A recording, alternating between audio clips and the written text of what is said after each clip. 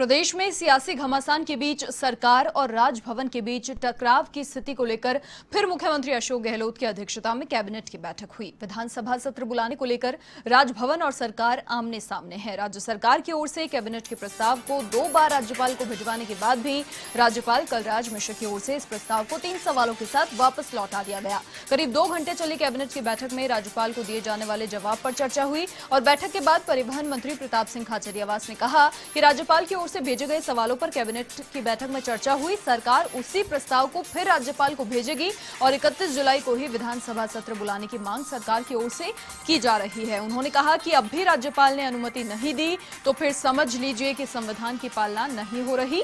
वहीं मंत्री हरीश चौधरी ने राज्यपाल की ओर से जताई गई आपत्तियों को निराधार बताया है। उन्होंने ये कहा कि विधानसभा में व्यवस्था करना स्पीकर का काम होता है, न कि सरकार का। सियासी संग्राम के बीच कैबिनेट की बैठक हुई। तकरीबन 2 घंटे तक कैबिनेट की बैठक चली। मुख्यमंत्री अशोक गहलोत की अध्यक्षता में बैठक हुई और साथ ही कैबिनेट की बैठक में ये तय हुआ कि वही प्रस्ताव फिर से राज्यपाल को भेजा जाएगा।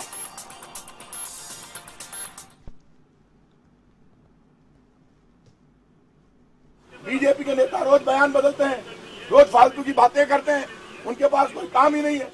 अरे भाई, यदि आप ईमानदार होते तो आप ऑडियो सैंपल की जांच करवाते अपने वॉइस की। आप ईमानदार नहीं है, लेकिन अब तो आपके हाथ से बाजी निकल रही है। अब आप गवर्नर साहब पे भी दबाव बनाकर, क्योंकि आपके द्वारा वो नियुक्त है, चाहे जैसे करवाना चाहते हैं, लेकिन मुझे उम्मीद है गवर्नर साहब डेमोक्रेटिक व्यक्ति हैं। उनको ये देखना चाहिए कि उनके भी मान सम्मान और गौरव की बात है। वो इतने सीनियर लीडर हैं, संविधान में जो है उसके अनुसार हमें विधानसभा का सत्र बुलाने की परमिशन दे, ये हमारा राइट है।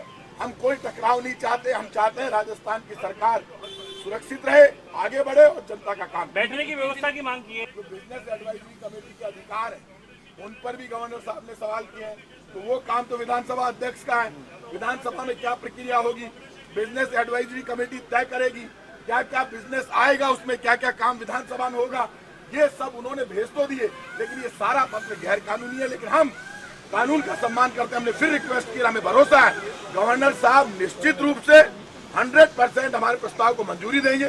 नहीं देंगे तो उसके बाद जो रणनीति होगी, गहलोत साहब की अध्यक्षता में जो मंत्रिमंडल कमेटी अगली बार होगी, उस पर तय करेंगे। 21 दिन की जो बात थी, डेट तो भेजे। अरे ये तो डेट ही नहीं भेजे। 21 दिन बाद भी बुला लेंगे, इसकी गारंटी आप मीडिया ले रहा है क्या? हमारे साथ खड़े होकर आप गारंटी लो। 21 दिन बाद की बातें हो रही है, 10 दिन तो ऐसे ही निकल गए। आप डेट भेजो ना मुख्यमंत्री जी को कि 21 दिन बाद की ये डेट है।